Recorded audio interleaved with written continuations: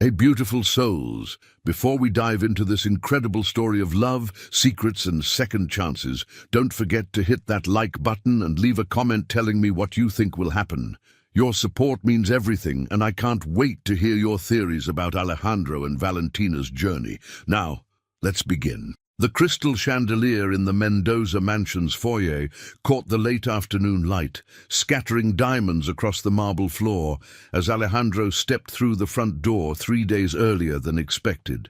His flight from Tokyo had been grueling, but the merger was complete, and for once he wanted nothing more than to see his daughter's face.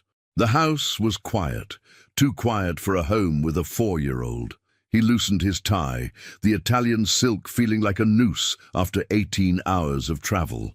His housekeeper, Dona Carmen, had mentioned in her text that the new nanny had started on Monday. Another one, the 4th in 6 months. None of them lasted. None of them understood that little Sophia wasn't difficult. She was grieving, just like her father. Alejandro dropped his briefcase by the antique console table and listened. Nothing from the living room. Nothing from the kitchen. A flicker of panic ignited in his chest. Where was his daughter? Where was this new woman he'd hired based solely on an agency recommendation and a video interview conducted between meetings? Then he heard it. A voice. But not just any voice. A sound so pure, so hauntingly beautiful that it stopped him mid-step on the staircase. The melody floated down from the 2nd floor, wrapping around him like silk, pulling him upward against his will. He climbed the stairs silently, years of negotiating hostile boardrooms having taught him the value of surprise. The voice grew stronger, more magnificent with each step. It was an aria, Puccini if he wasn't mistaken. His late wife had loved opera, had dragged him to performances he'd pretended to enjoy.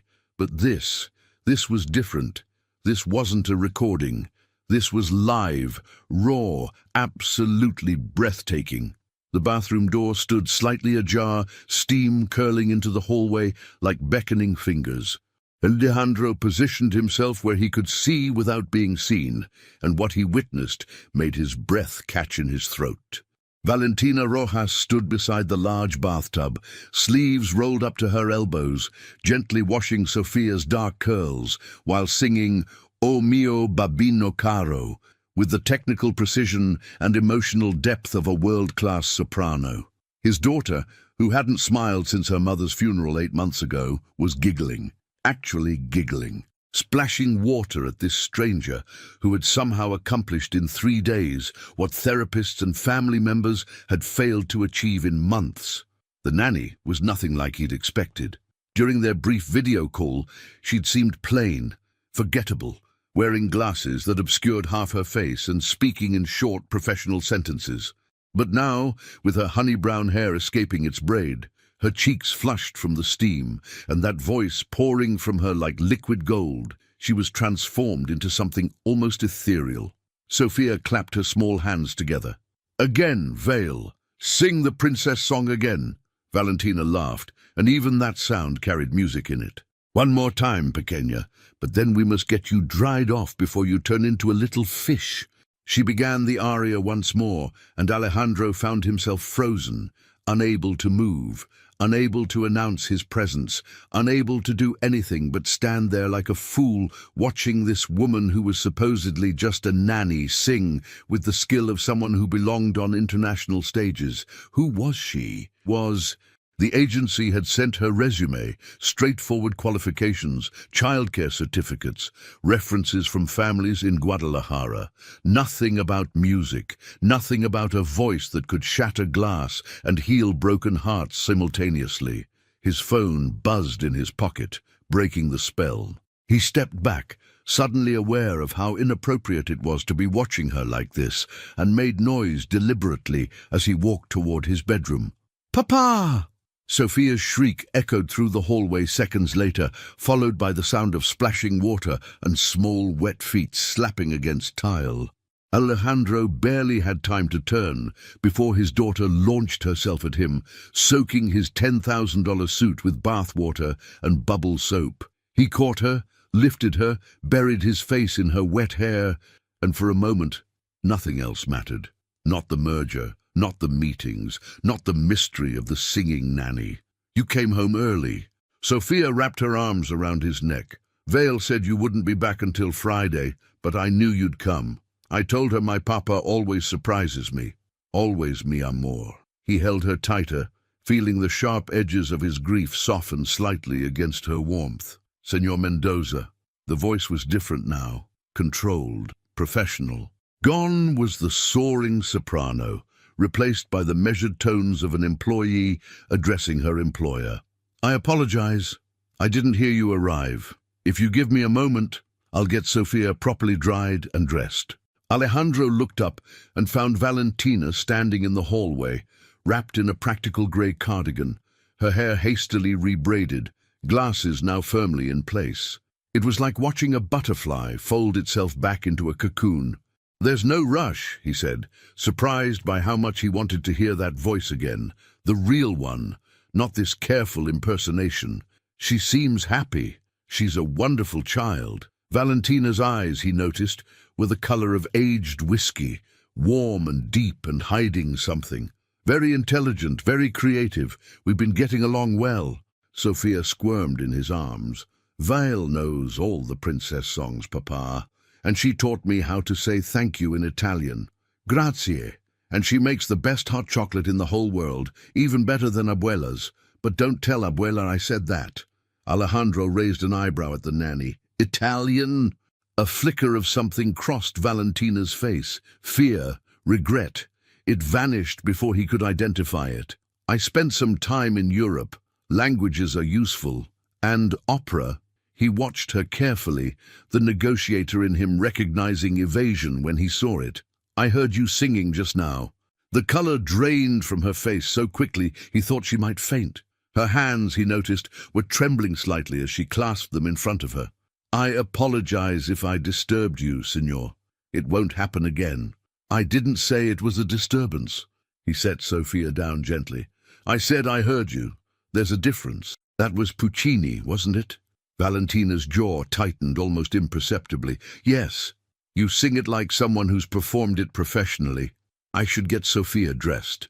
She reached for the child's hand with the efficiency of someone desperate to escape. "Dinner will be ready in an hour if that suits your schedule, Senor Mendoza." Before he could respond, she had whisked his daughter down the hallway, leaving him standing in a puddle of bath water with more questions than answers, and an unsettling feeling in his chest that had nothing to do with jet lag. That night, after reading Sophia 3 bedtime stories and enduring her detailed recap of everything Vale had taught her over the past 3 days, Alejandro retreated to his study with a glass of whiskey and his laptop. The house was silent again, but now the silence felt different, inhabited, as if the walls themselves were holding secrets. He typed her name into the search engine, Valentina Rojas. The results were predictably useless. Hundreds of social media profiles and news articles about people who weren't her. He added Vienna, music, opera, and there, on the 3rd page of results, he found it. A photograph from 7 years ago. A young woman in an elegant gown, standing on the stage of the Vienna State Opera, captured mid-bow as roses rained down around her. The caption read, "Rising soprano Valentina Rojas Laurent receives standing ovation for her debut performance as Mimi in La Bohème." Alejandro enlarged the image. Without the glasses, without the severe braid, without the careful mask of professionalism, she was stunning. But more than that, she was recognizable. This was unmistakably the same woman who was currently sleeping in his guest quarters, the woman who had presented herself as a simple nanny from Guadalajara. He searched further and found review after review praising her extraordinary talent, comparisons to the greatest sopranos of the century, predictions of a legendary career. Then, abruptly, nothing. The articles stopped. The performances ceased. Valentina Rojas Laurent vanished from the music world as completely as if she had never existed. The last mention he could find was a brief obituary notice from a French newspaper 5 years ago. Henri Laurent, renowned conductor and artistic director, dead at 62, survived by no immediate family. Alejandro leaned back in his chair, the whiskey forgotten.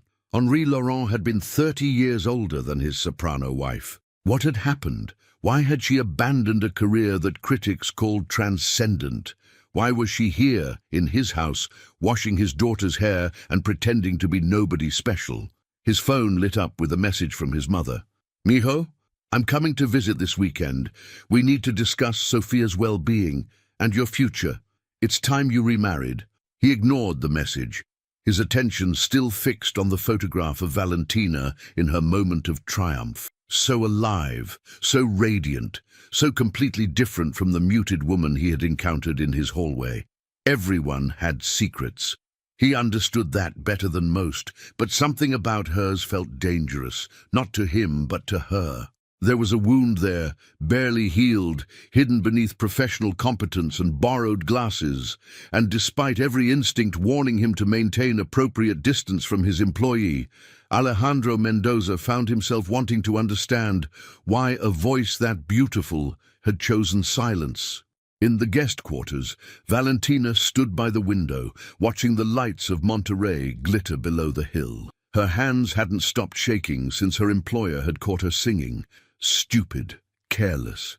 After all these years of careful anonymity, she had let her guard down for a child with sad eyes and a laugh that reminded her too much of everything she had lost. She pulled out her phone and stared at the photograph she kept hidden in a locked folder.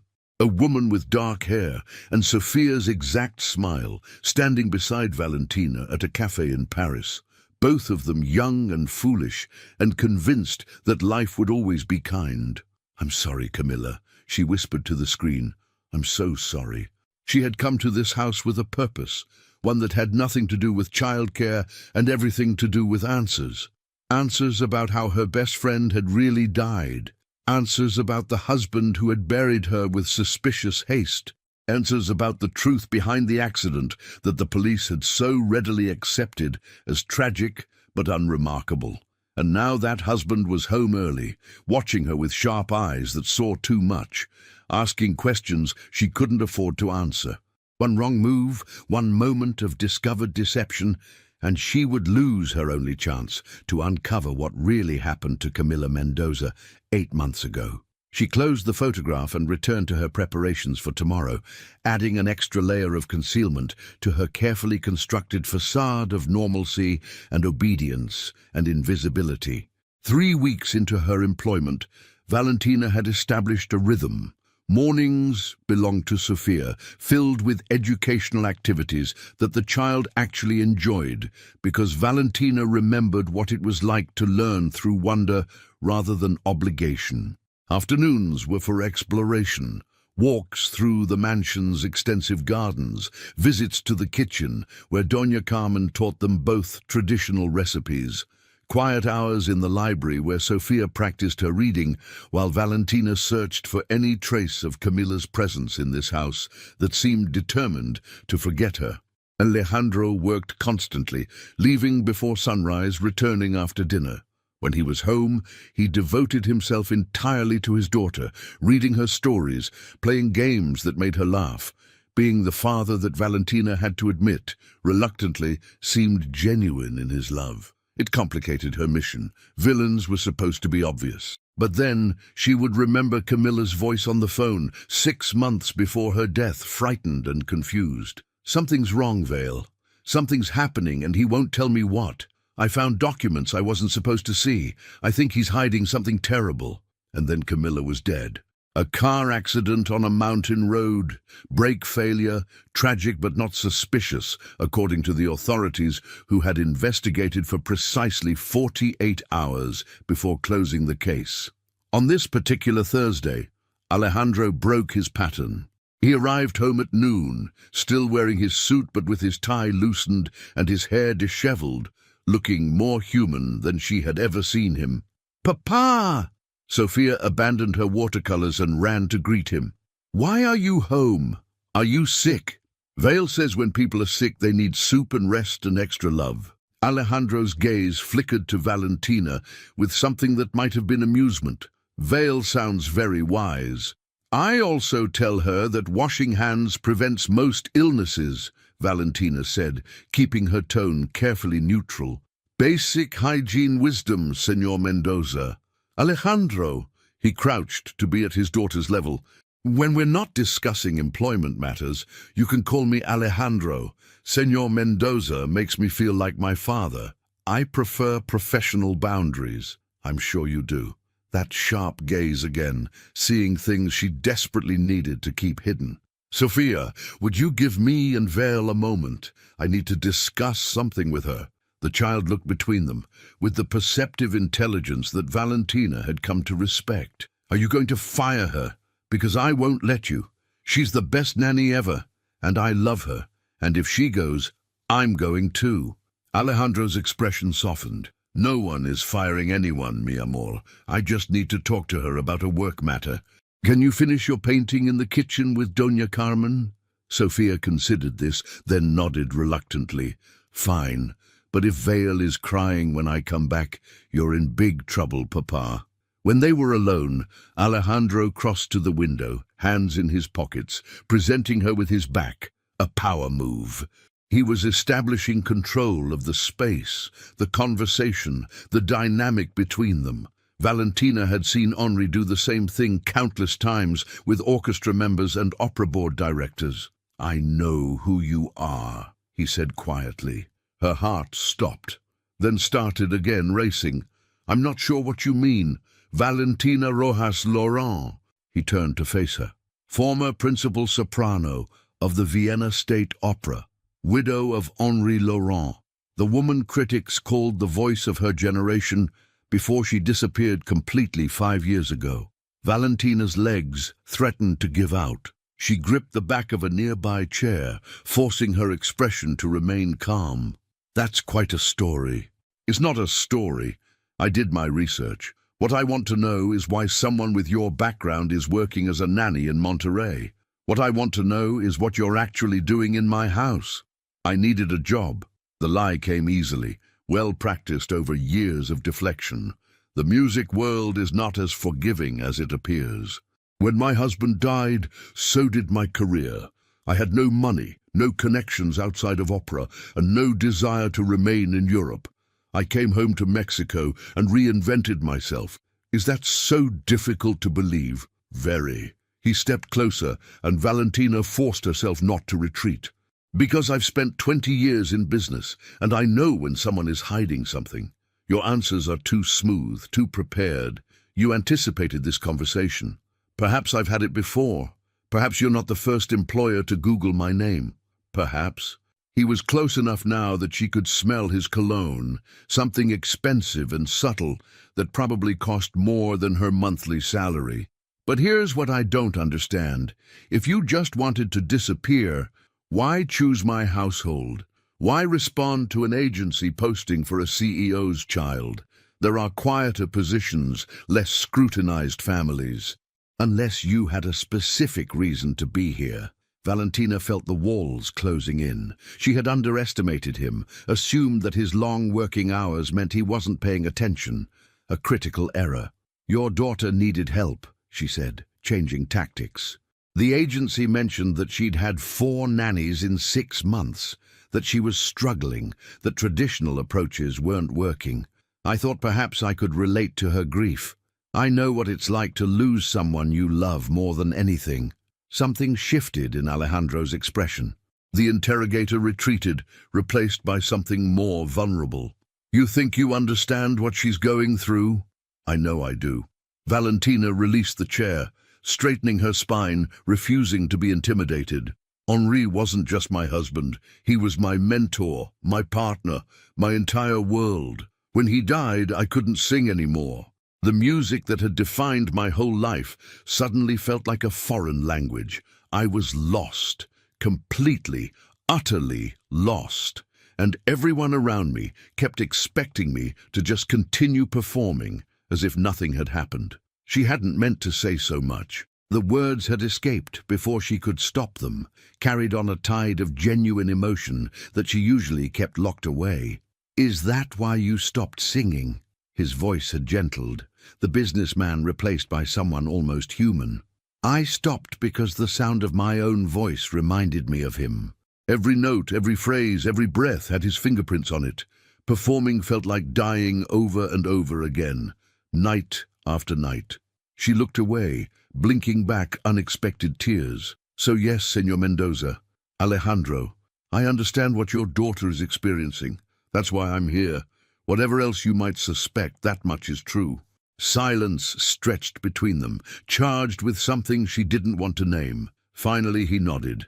"I apologize for the interrogation, but I hope you understand that when it comes to Sophia, I can't afford to take risks. She's everything to me. A father who protects his child doesn't require apology." He almost smiled. "You're very good at redirecting conversation. It's a useful skill. One of many I developed in the opera world. Divas are excellent training for diplomatic navigation." This time he did smile, and the transformation was startling. Alejandro Mendoza, cold and calculating and perpetually suspicious, had a smile that carved years from his face and made him look almost approachable. "I should let you get back to work. Sophia mentioned something about a science experiment involving baking soda that I'm fairly certain will end in disaster." "Controlled disaster," Valentina corrected. "I placed protective coverings on all vulnerable surfaces." The mark of a professional. He moved toward the door, then paused. "For what it's worth, I'm sorry about your husband. I know what it's like to lose a partner. The world expects you to keep functioning when all you want to do is stop." Valentina watched him leave, conflicting emotions churning in her chest. Camilla had described her husband as cold, distant, increasingly frightening in the months before her death. But the man Valentina had just witnessed seemed genuinely wounded, honestly grieving. Either he was an exceptional actor, or Camilla had been wrong about him. Or perhaps the truth was more complicated than either version. That night, after Sophia was asleep, Valentina crept through the darkened mansion toward Alejandro's study. She had identified his schedule, knew he had a late conference call that would keep him occupied for at least an hour. Enough time to search for the documents Camilla had mentioned, the papers that had frightened her friend so deeply. The study door was unlocked. Careless or deliberate? Valentina couldn't tell. She slipped inside, using her phone's flashlight to navigate past leather furniture and towering bookshelves toward the antique desk that dominated the room. The drawers were locked, but she had anticipated that. Henry had taught her many things beyond music, including how to manipulate simple mechanisms when necessity required. Within minutes, she had accessed the bottom drawer, finding files organized with meticulous precision. Financial documents, property records, legal correspondence. Nothing suspicious, nothing that would explain Camilla's fear. Valentina photographed everything anyway, knowing that evidence often revealed its significance later. Then she found the folder at the very back, unmarked, sealed with tape. Her fingers trembled as she opened it. Photographs, dozens of them. Camilla at various events, Camilla with Sophia, Camilla alone in the garden, Camilla getting into her car on what appeared to be multiple different days. Surveillance photographs, taken without her knowledge, dated over several months. Valentina's blood ran cold. Why would Alejandro have his own wife under surveillance? What had he suspected? What had he known? She was so absorbed in the photographs that she didn't hear the footsteps until it was too late. "Find what you were looking for." Valentina spun around, nearly dropping her phone. Alejandro stood in the doorway, his expression unreadable in the dim light, arms crossed over his chest in a posture that screamed danger. "I can explain." "I'm sure you can." He stepped into the room, closing the door behind him with a soft click that sounded like a trap springing shut. "You're very talented at explanations, Valentina, but I'm tired of them. So why don't you tell me the truth about why you're really here and why you're going through my private files at midnight?" She was trapped, completely, utterly trapped. And looking into his cold eyes, Valentina realized that she might have made a fatal mistake in underestimating exactly how dangerous Alejandro Mendoza could be. The silence in the study stretched until it became almost unbearable. Valentina's mind raced through possible explanations, plausible lies, acceptable half-truths that might satisfy him without revealing her true purpose. But Alejandro's expression told her that nothing short of complete honesty would be accepted now. "Camilla was my best friend." The words escaped before she could stop them. "We met in Paris 15 years ago, before either of us knew who we would become. Before Henri, before you, before everything." Alejandro's stance didn't change, but something flickered in his eyes. "My wife never mentioned you." "No, she wouldn't have." Valentina set the photographs down on the desk, her hands no longer steady enough to hold them. "I asked her not to. When I left Europe, I left everything behind. Everyone, including her. I thought a clean break would make the grief easier to bear. And yet, here you are, in my house, going through my possessions." Because 6 months before she died, Camilla called me. Valentina forced herself to meet his gaze directly. For the first time in 3 years, she reached out. She was frightened, Alejandro, terrified of something she couldn't name. "She told me she'd found documents, that she suspected you were hiding something. And then, before she could explain more, she was dead." The mask of controlled anger on his face cracked, revealing raw pain beneath. "You think I killed her?" "I don't know what I think. That's why I'm here, to find the truth." Alejandro laughed, but there was no humor in it. The truth. Everyone wants the truth. The police wanted it.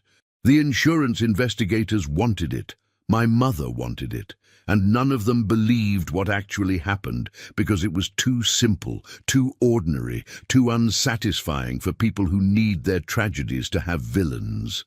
He crossed to his desk, not reaching for Valentina but for the bottle of whiskey on the corner. He poured 2 glasses without asking if she wanted one, then pressed a tumbler into her hands. "Drink. You look like you're about to faint, and I refuse to have this conversation with someone who might collapse mid-sentence." Valentina took the glass but didn't drink. "Then tell me what actually happened." "Me." Alejandro drained his whiskey in one swallow, then poured another. When he finally spoke, his voice was stripped of its usual authority, leaving only exhaustion and grief. "Camilla was sick. Not physically, mentally. Something that started gradually after Sophia was born and grew worse over the years. She became paranoid, convinced that everyone was conspiring against her. She saw threats everywhere. She believed I was having affairs, that my business partners were trying to steal from us, that the staff were spying on her." He gestured toward the photographs. "I hired a private investigator, not to spy on my wife, but to document her behavior. I was building a case for involuntary psychiatric commitment because she refused to acknowledge that anything was wrong. I was trying to save her." Valentina's certainty wavered. "Then why didn't you tell anyone? Why let people believe?" "What should I have said? That my wife was losing her mind? That the mother of my child was having psychotic episodes? In my world, that kind of information becomes ammunition. Competitors would have used it against me. The press would have made her a spectacle. I was protecting her reputation even after she was gone." "And the accident?" Alejandro's jaw tightened. "She took the car while I was in a meeting. She wasn't supposed to be driving. We'd discussed it, agreed that until she was better, someone else would handle transportation. But she was convinced she was being followed, that she needed to escape. The mountain road was dangerous in good conditions. In her mental state at that speed." He stopped, pressing his fingers against his closed eyes. "I found out from the police. I was in a boardroom, signing contracts while my wife died alone on a mountainside. So yes, in a way, I did kill her. I should have been home. I should have noticed she was spiraling. I should have done more, but I didn't murder her, Valentina. I failed her, which is far worse." The glass in Valentina's hand trembled. Everything she had believed, every suspicion that had driven her to this house, was crumbling under the weight of a story that had the terrible ring of truth. "I don't understand." Her voice came out barely above a whisper. "Camilla was the most grounded person I knew. In Paris, she was the one who kept me stable when Henri's demands became overwhelming. She was my anchor. Grief and guilt can distort anyone, Valentina. You, of all people, should understand that. Alejandro's gaze cut through her like a surgical blade. When Henry died, you stopped singing. You ran away from everything and everyone who knew you. You reinvented yourself so thoroughly that your own best friend didn't recognize your application in a stack of nanny resumes. We're not so different, you and I. We both cope by controlling what we can and hiding from what we cannot. The accuracy of his observation left her momentarily speechless. She had spent 5 years convincing herself that her choices were about healing, about privacy, about moving forward. But he was right. It had been about hiding, about being too afraid to face the world that had witnessed her failure. The documents Camilla mentioned, she managed finally. What were they? Undine, Alejandro reached past her, retrieving a different folder from the drawer. Business papers, merger negotiations, completely legitimate, completely boring, completely irrelevant to anything except commerce. But in her state, she read conspiracy into everything. She thought I was selling the company to enemies, that we would lose everything, that Sophia would be in danger. None of it was real. Valentina examined the papers he offered. Standard corporate documentation, legal language she didn't fully understand, but recognized as ordinary. The dates matched what Camilla had described. The content was mundane. I came here to destroy you, she admitted. I was convinced you had murdered my best friend, and I was going to find the evidence to prove it. I know. She looked up sharply. You knew? Then why did you hire me? I didn't know before the hiring, but I suspected within days of your arrival. Alejandro's expression was difficult to read. Your credentials were too convenient. Your eagerness to work for below-market rate raised flags, and your obsessive interest in Sophia's mother's photographs was impossible to miss. Then why keep me here? Why not expose me, fire me, have me arrested for trespassing into your personal files? Because Sophia loves you. Simple words, delivered without artifice. In 3 weeks, you've done more for her recovery than 8 months of professional therapy. You've made her laugh again. You've given her someone to trust who isn't her father, which is exactly what she needs. And whatever your original motives were, your care for her is genuine. Valentina felt tears threatening again. I never meant to hurt her. No matter what I discovered about you, I would never have done anything to harm your daughter. I believe you, which is why I'm giving you a choice. Alejandro set down his glass and faced her directly. You can leave tonight. Pack your things, walk out the door, and never return. I won't stop you. I won't pursue any legal action. You'll simply disappear the way you clearly prefer to handle difficult situations. Or you can stay. Not as an investigator, not as an enemy, but as what my daughter needs you to be. You can stop running from your past and actually live in the present. You can use that extraordinary gift you've been hiding to bring music back into this house. And in exchange, I'll tell you anything you want to know about Camilla. The real stories, the good memories, everything her daughter should know about the mother she's already starting to forget. The offer hung between them, far more tempting than Valentina wanted to admit. Staying meant abandoning her vendetta. It meant accepting that sometimes tragedy had no villain. It meant building something new on the ruins of everything she had believed. It also meant remaining in proximity to a man who saw through her defenses with unsettling ease, who challenged her assumptions and stirred feelings she had no business experiencing. Why would you want me to stay? She needed to understand his angle. After everything I just told you, after you caught me literally going through your private files, you're offering me continued employment? What's in it for you? Alejandro's lips curved in something that wasn't quite a smile. Perhaps I'm tired of being alone with my grief. Perhaps I recognize a kindred spirit. Perhaps I simply want my daughter to keep smiling. Take your pick. Those aren't business reasons. Not everything is about business, Valentina. A lesson I'm learning very slowly with significant resistance. She should leave. Every rational instinct told her to walk away, to process this revelation, to determine whether she believed his version of events before committing to anything. But Sophia's face kept appearing in her mind. that giggle during bath time, those small arms wrapped around her waist during bedtime stories, the way the child said veil like it was the most precious word she knew. I'll stay. The decision made itself. But I have conditions. Of course you do. I want access to everything about Camilla's final months, medical records, therapy notes, whatever documentation exists. I need to understand what happened to the woman I knew, how she became the person you described. Alejandro nodded. Reasonable. What else? You stop investigating my background.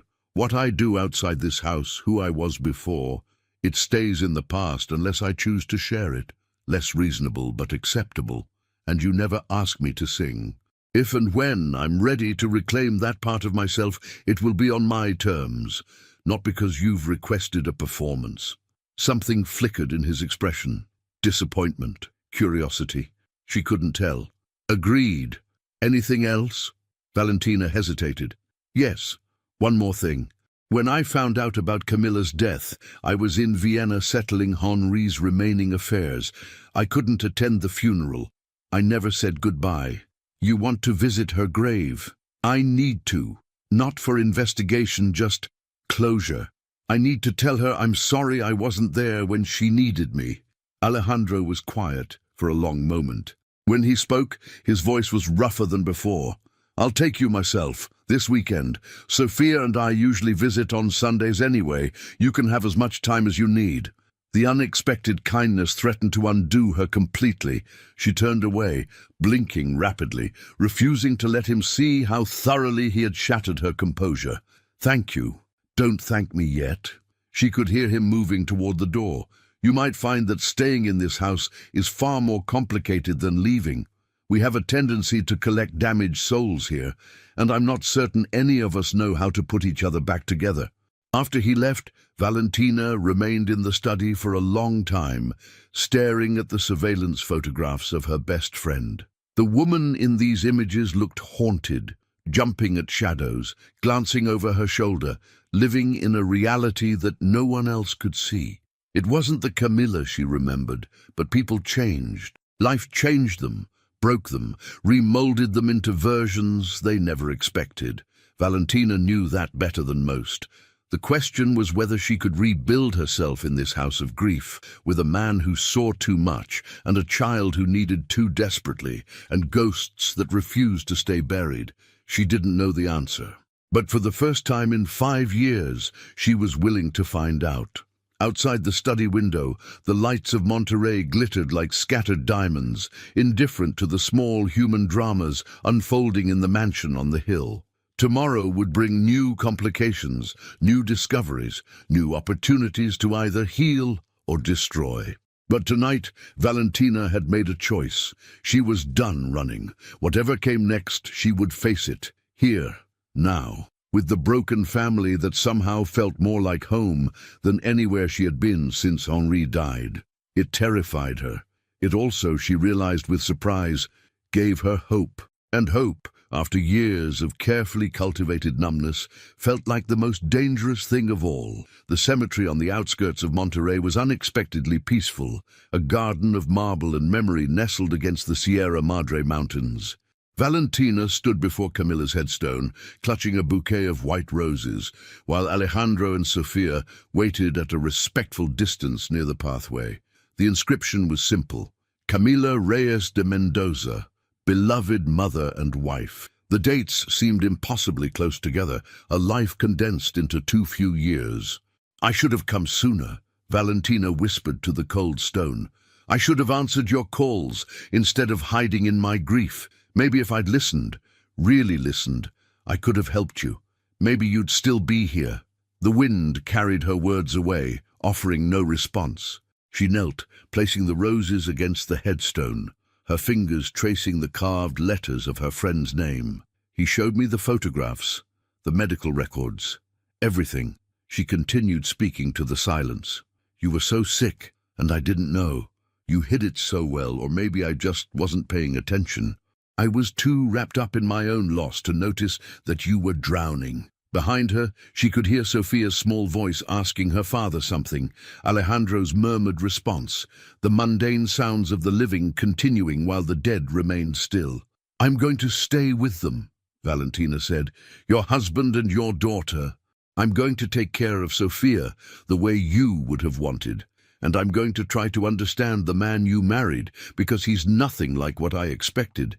He's complicated and guarded and infuriating, but I think maybe he loved you, really loved you, even when loving you became impossible." She pressed her palm flat against the marble, feeling its sun-warmed surface, imagining she could somehow transmit her thoughts through solid stone. "I miss you. I'll always miss you. And I promise, whatever happens next, I won't run away again." When she finally stood, her cheeks were wet with tears she didn't remember shedding. Sophia had wandered closer, clutching a small stuffed rabbit that Valentina recognized from the child's bedroom. "Are you sad, Vale?" The little girl's eyes were wide with concern. "Papa says it's okay to be sad when we visit Mama. He says the tears help us remember how much we love her." Valentina crouched to meet Sophia's gaze. "Your papa is very wise. Yes, I'm sad, but I'm also grateful that I knew your Mama. She was a wonderful person. Did she know you before heaven?" The innocent question struck Valentina with unexpected force. "Yes, pequeña. We were friends, very good friends, a long time ago." Sophia processed this information with the gravity only a 4-year-old could muster. "Then you have to stay forever, because Mama would want someone who loved her to take care of me. She told me once that friends are the family you choose." Over the child's head, Valentina's eyes met Alejandro's. He stood apart, hands in his pockets, watching them with an expression that seemed caught between pain and something softer. Hope, perhaps, or gratitude.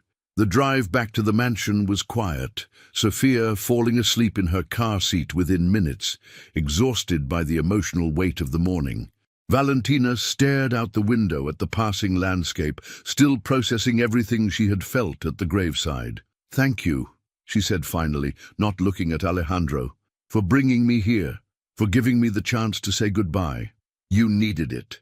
His voice was neutral, focused on the road. "Grief without closure becomes a wound that never heals. I learned that the hard way. How do you do it? Visit every week, face that reminder of everything you lost." Alejandro was quiet for a moment.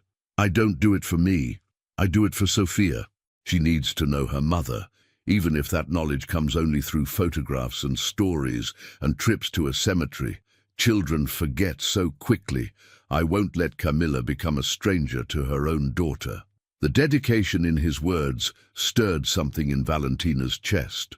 This was not the cold businessman she had imagined, the calculating villain she had come to expose. This was a father fighting to preserve his child's connection to a mother she would barely remember.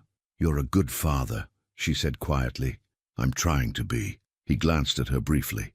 "It's the only thing I know how to do right anymore. The business, the deals, the empire I've built, none of it matters compared to her. She's the only thing that's real." When they arrived home, Valentina carried the sleeping Sophia inside, while Alejandro handled a call that had come through during the drive. She settled the child in her bed, tucked the rabbit under small arms, and stood watching her breathe for a long moment. This was what mattered. Not revenge, not investigation, not the painful past that had driven her here. This child, this moment, this chance to build something meaningful from the wreckage of loss. She was so absorbed in her thoughts that she didn't hear the front door open, didn't register the clicking of expensive heels on marble until a sharp voice cut through the afternoon quiet. "So, you're the new one." Valentina turned to find a woman standing in Sophia's doorway. Elegant, perfectly dressed, with silver hair styled in an immaculate chignon, and eyes that assessed Valentina with the precision of a surgeon selecting where to cut. "I'm Valentina Rojas, Sophia's nanny. You must be. Elena Mendoza, Alejandro's mother." The woman didn't offer her hand. "I've heard quite a bit about you from my granddaughter. She seems rather attached. I came to see for myself what all the fuss was about." There was no warmth in the words, only evaluation, judgment, and barely concealed disapproval. "Sophia is a wonderful child," Valentina said carefully. "It's been a privilege to care for her. I'm sure it has." Elena's gaze swept over Valentina's simple clothing, her hastily braided hair, her complete lack of jewelry or adornment. "Tell me, Miss Rojas, what exactly are your qualifications for this position, beyond whatever fabricated credentials you presented to the agency?" The attack was so unexpected that Valentina momentarily lost her composure. "I'm not sure what you're implying, Senora." "I'm implying nothing. I'm stating plainly that I've done my own research on you, and the results were quite interesting." Elena stepped fully into the room, forcing Valentina back toward the window. Valentina Rojas Laurent, former opera singer, widow of a conductor 30 years your senior. A woman who mysteriously disappeared from public life and has been moving through various employment situations ever since. "Does my son know about your colorful history?" "He does. And yet, he keeps you employed." "Fascinating." Elena's smile was sharp enough to cut glass. "My son has always had a weakness for damaged women with sad stories. His wife was the same way. Look how that ended."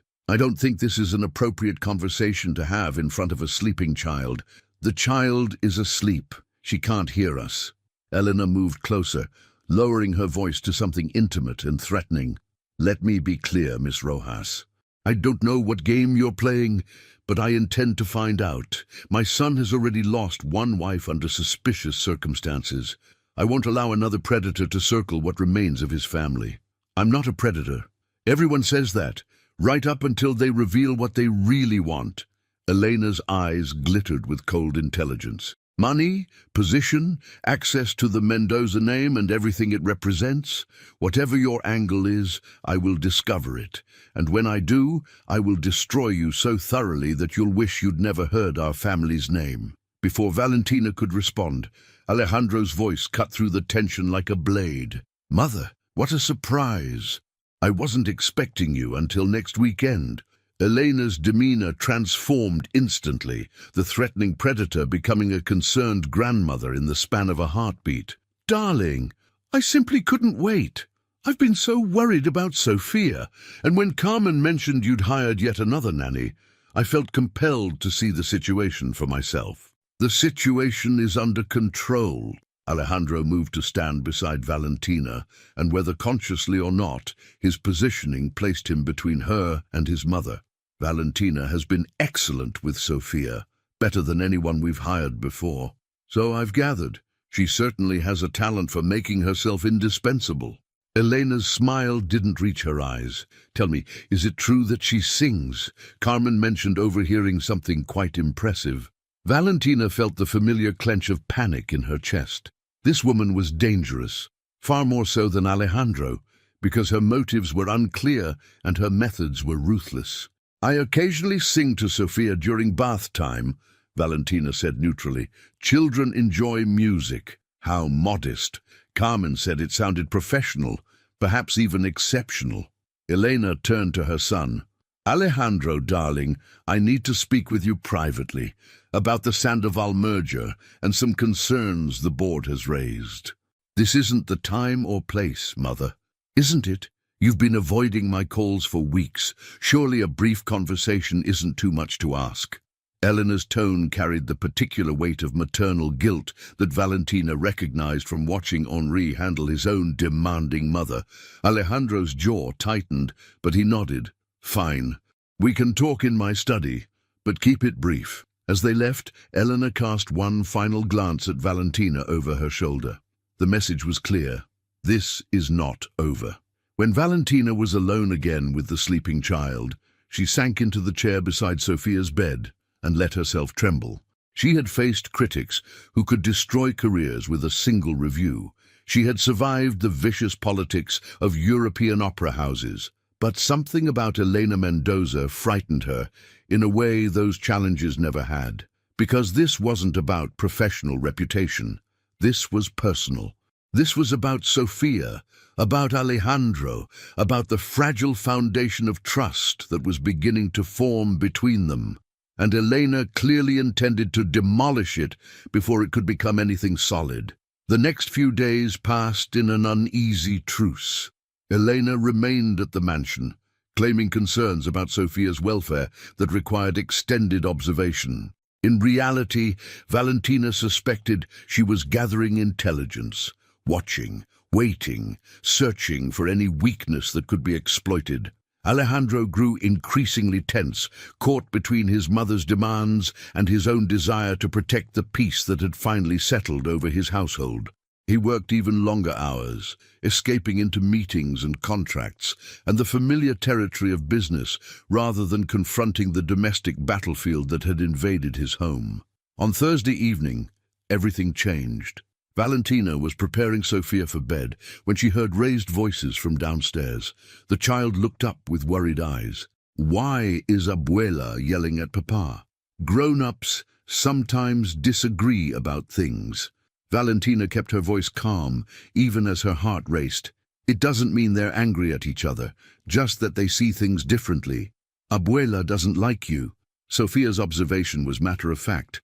She told Papa that you're going to steal our money and leave, but I told her she was wrong. You're not like that. The innocence of the child's faith struck Valentina like a physical blow. No, pequeña, I'm not like that. I know. Sophia snuggled deeper into her blankets. You love me, I can tell. People who love you don't steal and leave. That's what Mama always said. The voices downstairs grew louder. Valentina could hear Elena's sharp accusations, Alejandro's defensive responses, then a crash that sounded like something breaking. She should stay with Sophia. She should keep the child calm and protected from the storm raging below. But something in her refused to hide while Alejandro faced his mother alone. Stay here, pequeña. I'll be right back. She kissed Sophia's forehead and slipped out of the room before the child could protest. The scene in the living room was worse than she had imagined. Elena stood in the center of the space, surrounded by the shattered remains of a crystal vase, her face contorted with fury. Alejandro faced her, hands clenched at his sides, every line of his body rigid with controlled anger. This is exactly what I warned you about. Elena's voice was a weapon. First Camilla, with her fragile mind and her endless neediness, and now this woman with her secrets and her convenient attachment to your daughter. You are repeating the same mistakes, and I will not stand by and watch you destroy everything we've built. You know nothing about Valentina. I know enough. Elena thrust a folder toward him. I had investigators compile this. Your precious nanny was obsessed with finding evidence against you. She came to this house believing you murdered Camilla.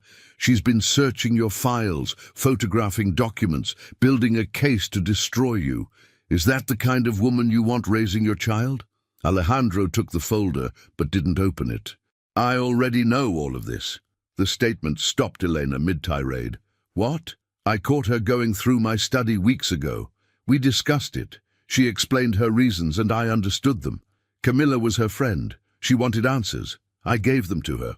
Elena's expression shifted from triumph to disbelief. You knew, and you still kept her employed. Have you completely lost your mind? Perhaps I have. Alejandro set the folder down deliberately. Or perhaps I've finally started to find it. Mother, I know you mean well. I know you're trying to protect me and Sophia, but your protection comes at too high a cost. You drive away anyone who might actually help us heal because you see threats everywhere. Because threats are everywhere. Your wife was mentally unstable, and look what happened. Now you're inviting another unstable woman into your home, your daughter's life. History will repeat itself if you're not careful. Valentina is not unstable. She's grieving. There's a difference.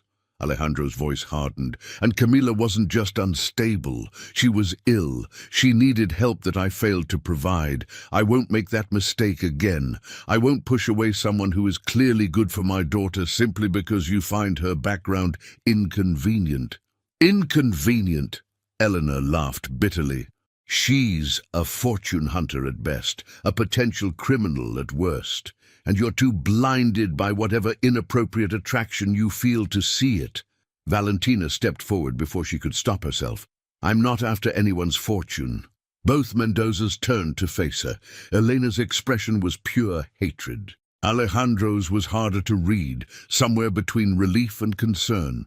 "This is a private conversation," Elena said coldly. "Between family. You are staff. I'm the person you've been discussing. I have a right to defend myself." Valentina met the older woman's gaze without flinching. "You're right that I came here with suspicions. You're right that I investigated your son. But you're wrong about why. I didn't want money or position or anything except the truth about what happened to my best friend.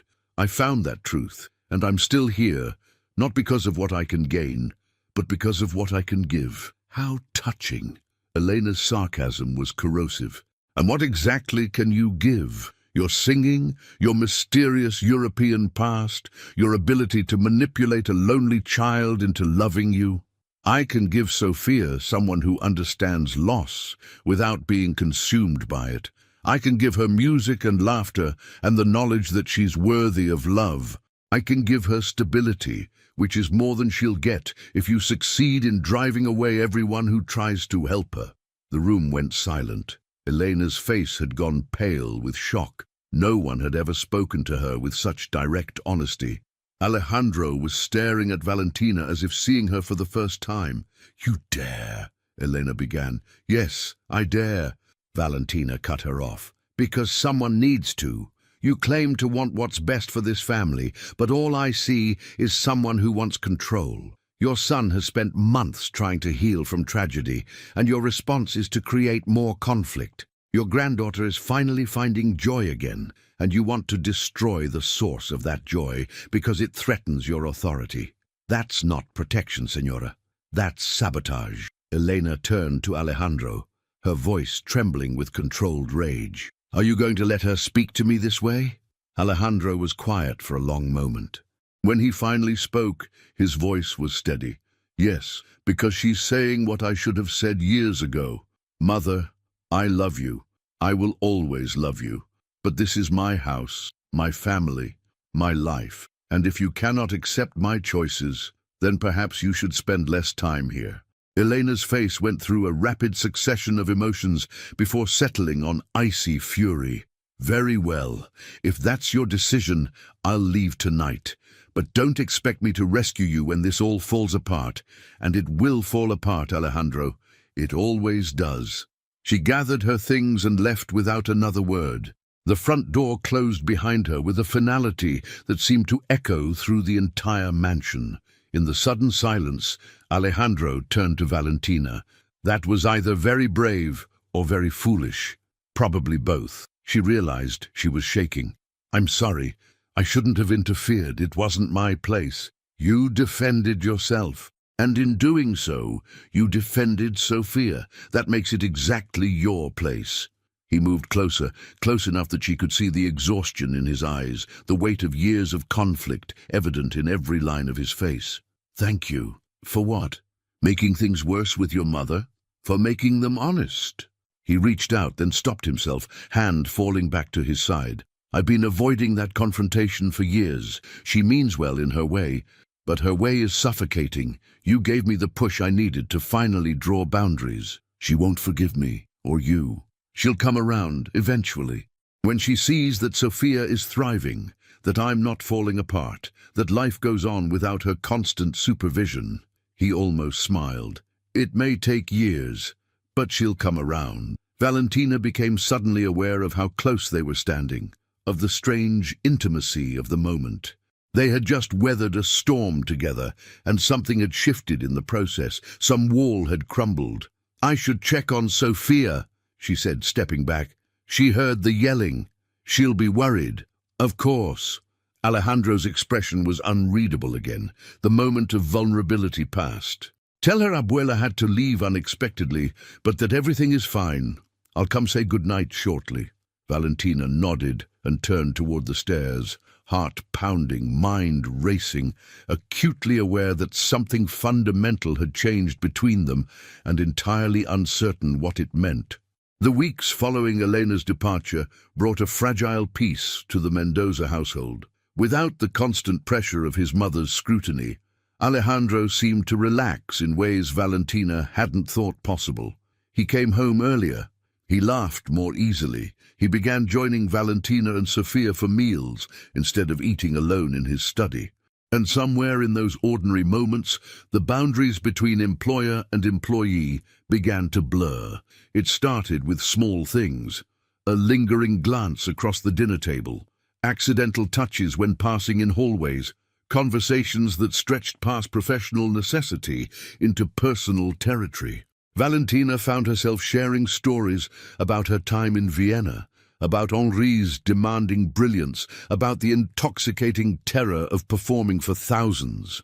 Alejandro, in turn, revealed fragments of his own history: the pressure of being born into wealth, the expectations that suffocated, the marriage that had begun with hope and ended in helplessness. They were becoming friends, something more than friends, and Valentina didn't know how to stop it. One evening, after Sofia was asleep, Alejandro found Valentina in the library. She was curled in a leather chair, reading one of Camilla's favorite novels that she'd discovered on the shelves. "She loved that book," he said, settling into the chair across from her. "Read it at least a dozen times." She said the protagonist reminded her of herself, someone searching for a place to belong. Valentina closed the book carefully. "I remember. She recommended it to me years ago. I never read it then. I suppose I'm making up for lost time." Silence stretched between them, comfortable rather than awkward. Outside, rain had begun to fall, drumming against the windows in a rhythm that felt almost musical. "Can I ask you something?" Alejandro's voice was quiet. "That depends on the question. When you sing to Sofia, I sometimes listen from the hallway. I know you asked me not to request performances, and I've respected that. But I want you to know that hearing your voice, even muffled through walls, is the most beautiful thing in this house." He paused, choosing his words carefully. "I've wondered whether you miss it. Performing, the stage, the applause." Valentina considered the question seriously. "I miss parts of it. The connection with an audience, the feeling of creating something ephemeral but perfect. But I don't miss the pressure, the constant judgment, the knowledge that every performance could be the one where you fail publicly." "Is that why you stopped? Fear of failure?" "Partly." She set the book aside, meeting his gaze directly. "But mostly it was because I couldn't separate the music from Henri. Every note I sang carried his fingerprints, his interpretation, his vision. After he died, singing felt like channeling a ghost. I needed to find my own voice again, and I couldn't do that on stages that expected me to be his creation." Alejandro nodded slowly. "I understand that more than you might expect. My father built this company. Every decision I make, every deal I close, I hear his voice criticizing or approving. I've spent 20 years trying to prove I'm more than his successor. Some days I'm not sure I've succeeded. You've built something remarkable. The employees I've met speak of you with genuine respect, not fear. Respect isn't the same as independence. I'm still living in his shadow, still running the company he founded, in the building he designed, following strategies he outlined decades ago." Alejandro's laugh was self-deprecating. "Perhaps we're both trapped by the legacies of powerful men who shaped us too thoroughly." "Perhaps?" Valentina smiled slightly. "But at least we recognize the trap. That's the first step toward escaping it." Their eyes met and held. The air between them seemed to thicken, charged with something neither of them was willing to name. Valentina felt her heart rate increase, her breath catch, all the physical responses of attraction that she had been fighting to ignore for weeks. Alejandro leaned forward slightly. "Valentina, I need to tell you something." Before he could continue, his phone shattered the moment with an urgent buzz. He glanced at the screen, and his expression transformed from soft to stone in an instant. "I have to take this." He stood abruptly. "It's the Tokyo office. Emergency." He was gone before she could respond, leaving Valentina alone with the rain and the unfinished conversation and a racing heart that didn't know whether to feel relieved or disappointed. The next morning brought clarity of the worst kind. Valentina was in the kitchen with Sofia, making pancakes shaped like animals, when Alejandro entered with a newspaper in his hand and fury in his eyes. "We need to talk." His voice was flat, dangerous, alone. Sofia looked up from her batter-covered creation. "Is something wrong, Papa?" "Nothing for you to worry about, mi amor. Carmen will finish breakfast with you. Vale and I have some work to discuss." He led Valentina to his study without another word. Once the door was closed, he threw the newspaper onto his desk. "Care to explain this?" Valentina looked at the headline and felt her world collapse. Mendoza, CEO's secret nanny, former opera star hiding in Monterey. The article detailed her past, her marriage to Henry, her disappearance from public life, and most damningly suggested she had inserted herself into the Mendoza household through calculated manipulation.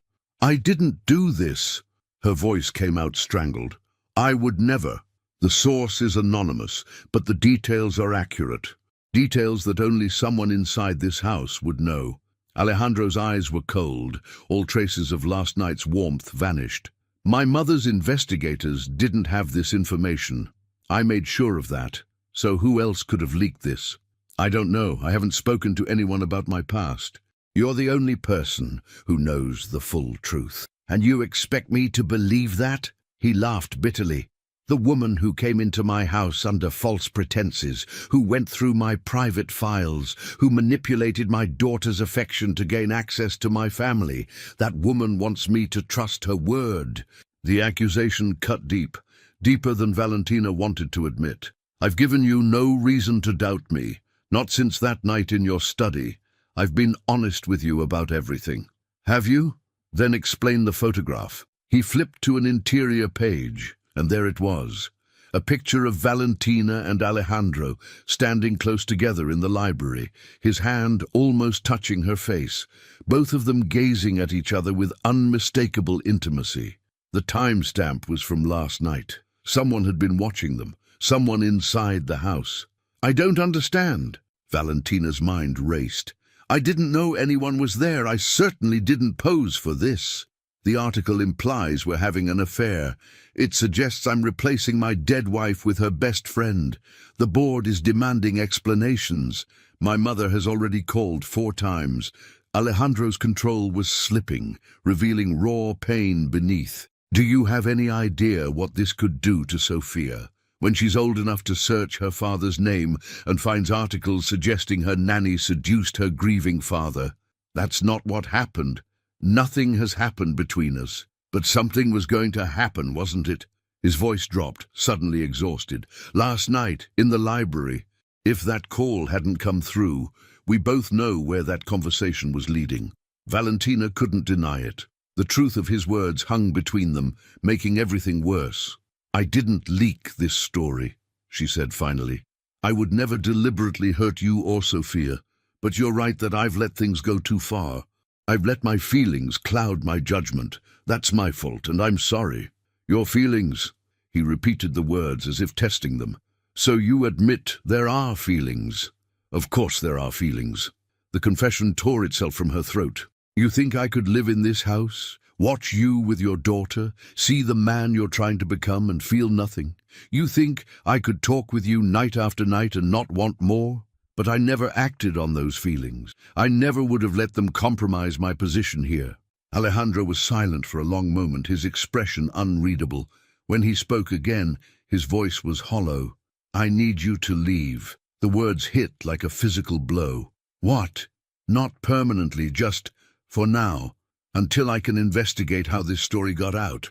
Until I can manage the damage with the board and the press." He couldn't meet her eyes. "I can't think clearly with you here. I can't separate what I want from what's right, and Sofia can't become collateral damage in our inability to maintain appropriate boundaries. She'll be devastated. She's already lost so much." "I know." The pain in his voice was genuine, "but she'll lose more if I handle this wrong. If I let emotion override judgment again." He finally looked at her, and she saw her own anguish reflected in his eyes. "I'm not firing you. I'm asking for space. Time to figure out who betrayed us and why. Time to protect what matters most. Valentina wanted to argue, to fight, to refuse. But she understood his logic even as it broke her heart. How long? I don't know. Days, maybe weeks. I'll keep paying your salary. You can stay at a hotel or return to Guadalajara temporarily. He moved toward the door, then paused. For what it's worth, I believe you didn't leak this story, but I need to prove it. To the board, to my mother, to myself. And Sophia, what will you tell her? That you had to visit family unexpectedly, that you'll be back soon. His voice cracked slightly. I'll make sure she knows it's not her fault, that you still love her. Valentina nodded, not trusting herself to speak. She had come to this house seeking justice for Camilla. Instead, she had found something unexpected. Purpose, connection, maybe even love. And now it was being torn away by forces she couldn't see or fight. She packed her things in a daze, moving through the motions automatically. When it was time to say goodbye to Sophia, she nearly broke completely. But why do you have to go? The child's tears soaked into Valentina's shoulder. Did I do something wrong? Never, pequeña. You are perfect. You are everything good in the world. Valentina held her tightly, memorizing the feel of small arms wrapped around her neck. I have to help some family members for a little while, but I'll be back. I promise. You promise? I promise. It was the hardest promise she had ever made. And as she walked out the front door, carrying a single suitcase and leaving her heart behind, Valentina wondered if it was one she would be able to keep. The hotel room was anonymous and cold, a stark contrast to the warmth she had found in the Mendoza mansion. Valentina sat on the edge of the bed, staring at her phone, willing it to ring with news that the investigation was complete, that she could return, that everything would be fine. Instead, she received a text from an unknown number. Check your email. The truth about Camilla's death is not what you think. Meet me tomorrow at Café Luna, 3 p.m. Come alone. Valentina's blood ran cold. Someone knew about her investigation, someone who claimed to have information about Camilla. Could this be the same person who had leaked the story to the press? She should call Alejandro. She should involve the authorities. She should do anything except follow mysterious instructions from an anonymous source. But Camilla's face kept appearing in her mind, her friend's frightened voice in that last phone call, the questions that still had no satisfactory answers. Tomorrow, she would go to Café Luna. And finally, she would discover the truth that everyone had been hiding. Café Luna occupied a quiet corner of Monterrey's historic district, its weathered facade suggesting decades of secrets shared over coffee.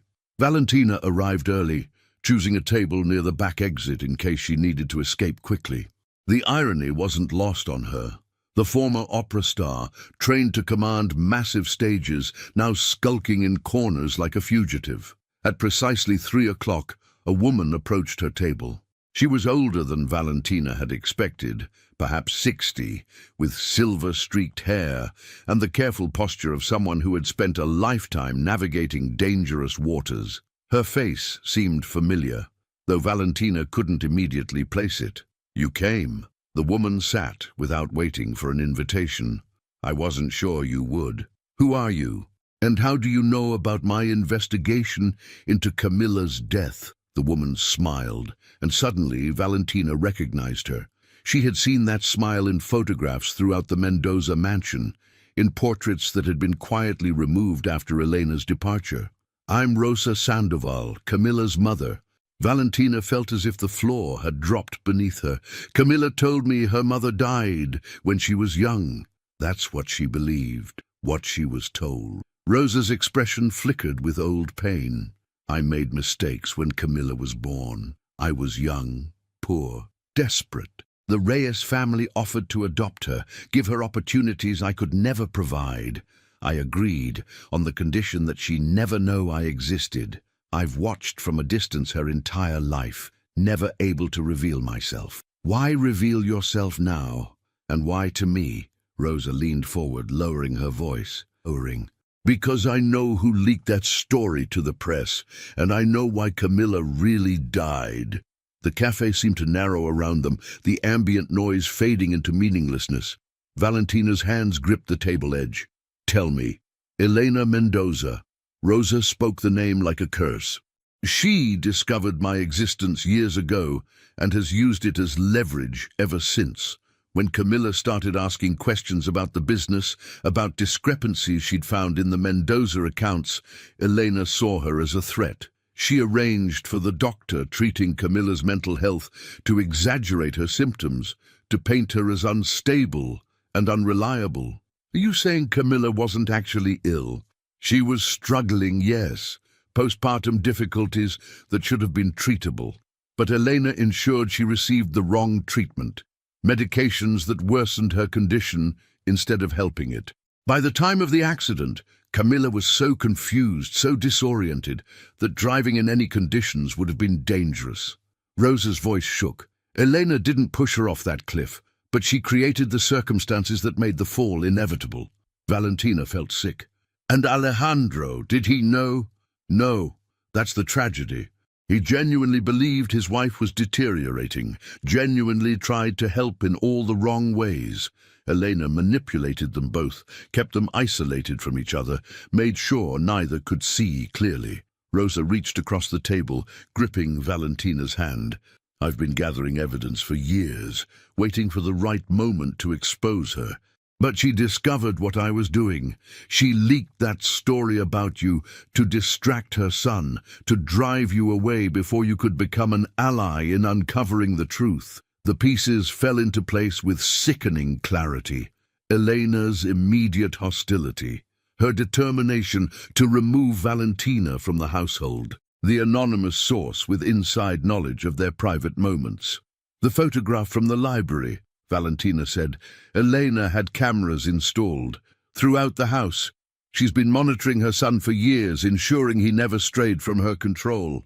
When she saw you and Alejandro growing close, she panicked. A woman who loved him, who had already proven willing to investigate uncomfortable truths, was the greatest threat she'd ever faced. Valentina stood abruptly, nearly knocking over her chair. I have to tell Alejandro. He needs to know what his mother has done. He won't believe you without proof. Rosa handed her a USB drive. This contains everything. Financial records showing Elena's embezzlement from the company, communications with the doctor who mistreated Camilla, surveillance footage that proves she knew about the car's faulty brakes days before the accident and did nothing. Rosa's eyes filled with tears. My daughter died because of that woman's greed.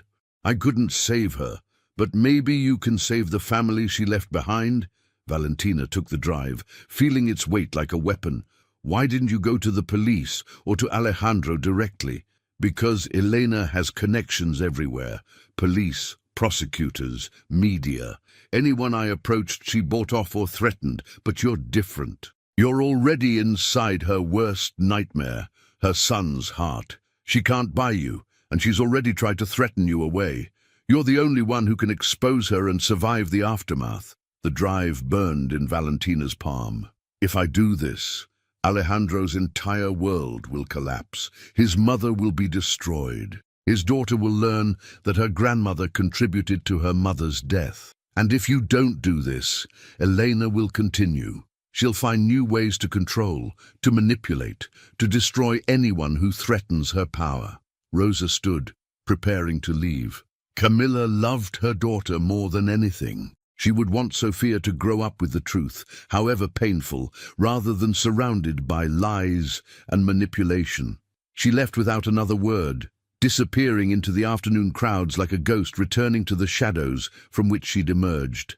Valentina sat alone for a long time, turning the USB drive over in her hands, weighing justice against mercy, truth against peace.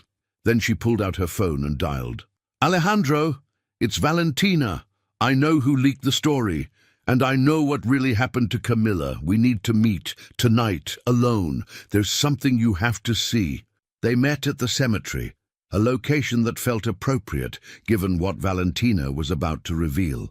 Alejandro arrived looking exhausted, the week of scandal and investigation having taken a visible toll. This had better be important, he said. The board is calling for my resignation.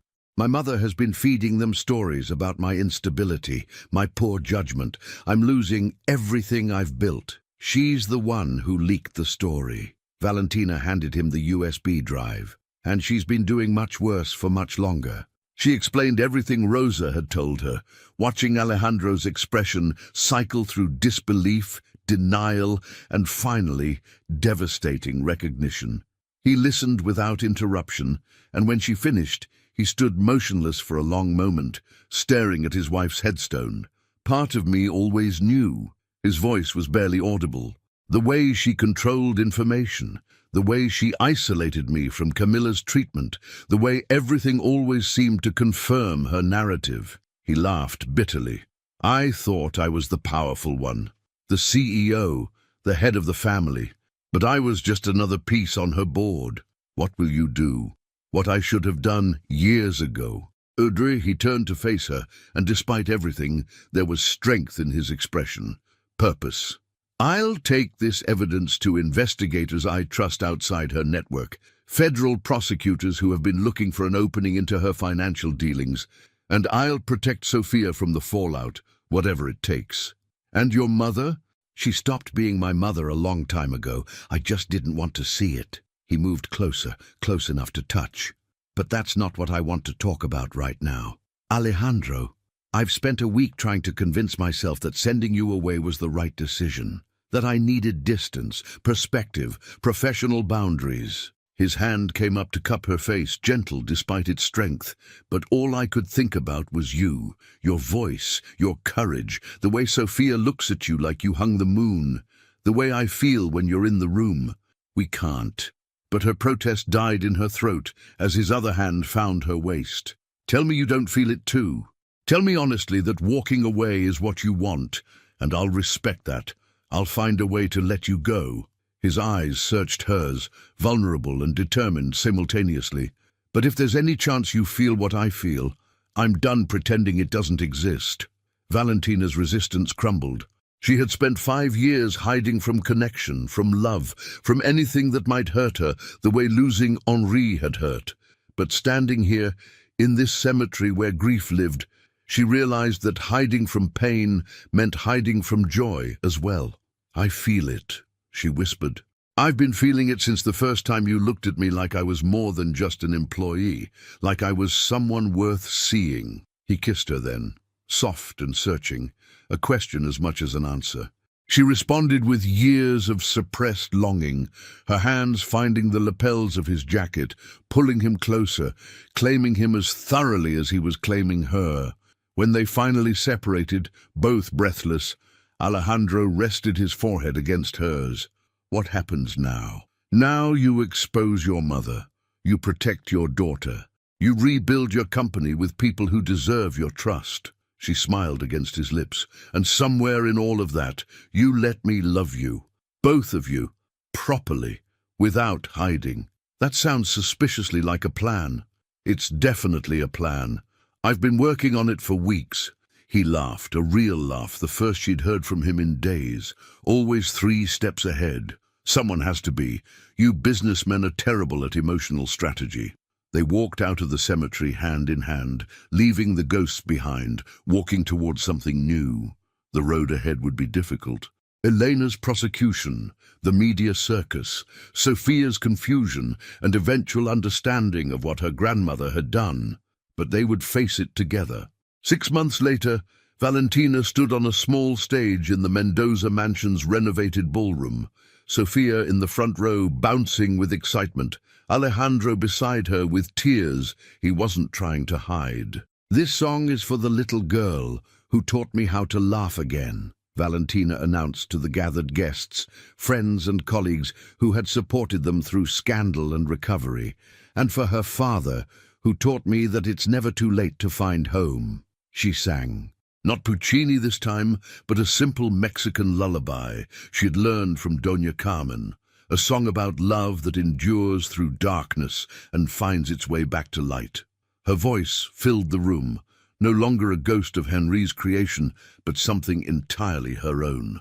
When the last note faded, Sophia launched herself at the stage. That was the best singing in the whole world. Are you going to marry Papa now? The room erupted in laughter. Alejandro caught Valentina's eye, reached into his pocket and produced a small velvet box. "I was going to wait until after dessert," he said, climbing onto the stage to kneel before her. "But apparently my daughter has no patience for dramatic timing." "I learned it from you," Sophia protested. The ring was elegant and simple, a single diamond that caught the light like captured starlight. Valentina felt tears streaming down her face, joy and healing and hope overwhelming every defense she had ever built. "Yes," she said before he could even finish the question. "Yes, absolutely, forever yes." The applause was thunderous, but she barely heard it. All she knew was Alejandro's arms around her, Sophia squeezing between them, demanding to be included, and the certain knowledge that she had finally found where she belonged. Rosa Sandoval watched from a corner of the room, anonymous among the guests, seeing her granddaughter laugh, and her daughter's best friend become part of the family Camilla had loved. Justice had been served.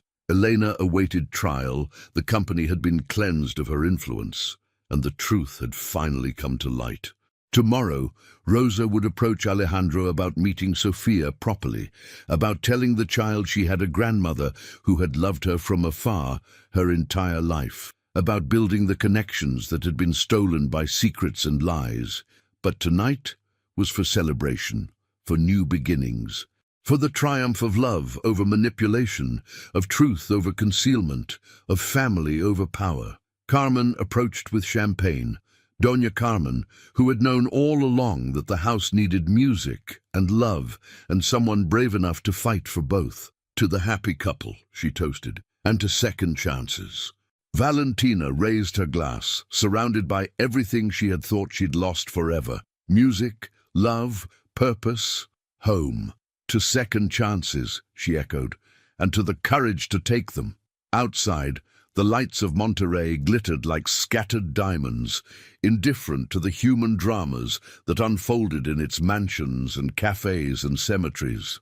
But inside this house, in this moment, there was only warmth and light and the certain promise of tomorrow. The nanny's secret had brought her to this family seeking answers about death. Instead, she had found reasons to live, and in the end, that was the greatest revelation of all.